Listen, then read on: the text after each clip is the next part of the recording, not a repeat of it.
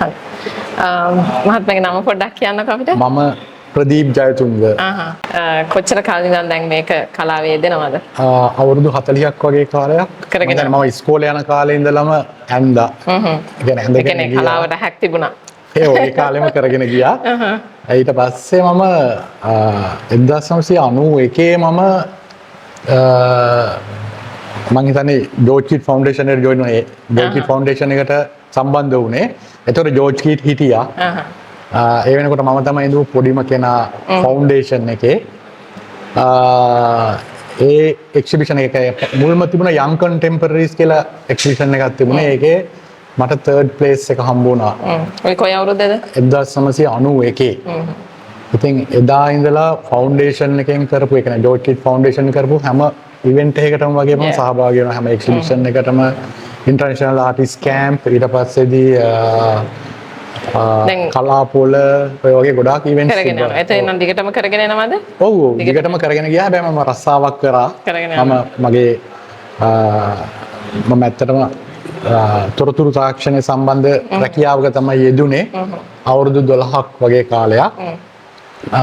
ඊට පස්සේදී මම අපරල් ට්‍රේඩ් එකට ඇඟලුම් ශාස්ත්‍රයට සම්බන්ධ වුණා. මගේම කර්මශාලාවක් තිබුණා. ඒක කරගෙන ගියා. ගිහිල්ලා ඒ කියන්නේ ගොඩක් ශාස්ත්‍රවල ඉන්න අතරේ මේක කෙරෙලා තියෙනවා නේ. මේක නතර වෙලා නැහැ. නතර වුණේ නැහැ. ඒ කියන්නේ එදා ඉඳලම ඇඳමම. එතන මොනවාද මේ චිත්‍රවල මූලිකම මේ ඒ කියන්නේ මොනවාද මේකෙන් කියන්න උත්සාහ කරන්නේ? මෙතන මම පිළිඹු කරලා තියෙන්නේ ඊෂ්නා කියලා කැරක්ටර් එකක් තමයි මම මෙතෙන්දී එළියට දාලා තියෙන්නේ. ඒ කියන්නේ ඊෂ්නා කියන ගැහැණු චරිතයක්. ඒ චරිතයේ තියෙන දේවල් දැන් මෙතන මේ එකම චරිතයක්ද මේ කියන්නේ? එකම චරිතය කියලා තියෙන මෙතන කිව නොහැකි කතාව කියන එක කතාවක් තමයි මෙතෙන්දී කියලා තියෙන්නේ. එයාගේ කැරක්ටර් එක ගැන තමයි ගොඩක් එළියට දාලා තියෙන්නේ. ඒ කියන්නේ ඔයගේ හිතේ තියෙන දෙයක් මෙතෙන්දී කියන්න උත්සාහ කරනවා. එතෙන්දී මේකේ මේ කලෙක්ෂන් එකේ තියෙනවා පේන්ටින්ග්ස් 150ක් 200ක් වගේ. මේ ඒවයින් පහක් තමයි මෙතනදී පෙන්වලා තියෙන්නේ. හරි. එතකොට මොකද්ද මේ මාධ්‍ය මේකට පාවිච්චි කරලා තියෙන්නේ? මම පාවිච්චි කරලා තියෙන්නේ මික්ස් මීඩියා. ඒ කියන්නේ මෙතන කොලාජ් ඒක ඇක්‍රිලික් පාවිච්චි කරලා තියෙනවා, කොලාජ් වලින් කරලා තියෙනවා. ඒ වගේ මොඩර්න් පැත්තට යනවා. එකක් කරන්න කොච්චර කාලද යනවද?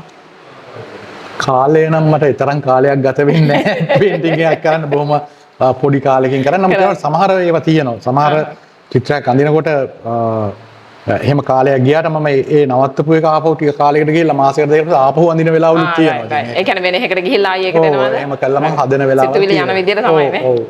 ඒක එකතු කරන්න ඕන දේවල් එකතු කරලා අඩු කරන්න ඕනේ අඩු කරලා. එතන මොකක්ද මේකේ අනාගතය? ඔබගේ සහ චිත්‍ර කලාවේ අනාගතය මොකක්ද?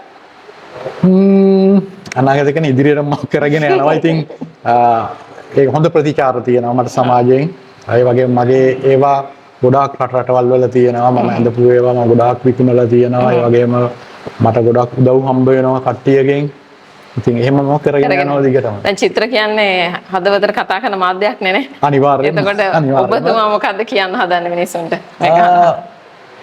මෙහෙමයි ඉතින් සමාජයට අලුත් දෙයක් දෙන්න තමයි අපේ බලාපොරොත්තු. අපි කරන දේවල් එක්ක අපේ දේවල් වලින් ඒගොල්ලන්ට ඒක විඳින්න පුළුවන්. මොනවා යම්සි දෙයක් මොකද්ද මේ කියන්නේ අපි සමාජයට කියන දේවල් ඒ විඳීමේ හැකියාව. හරි එහෙනම් බොහොම ස්තුතියි අද අපිට සම්බන්ධ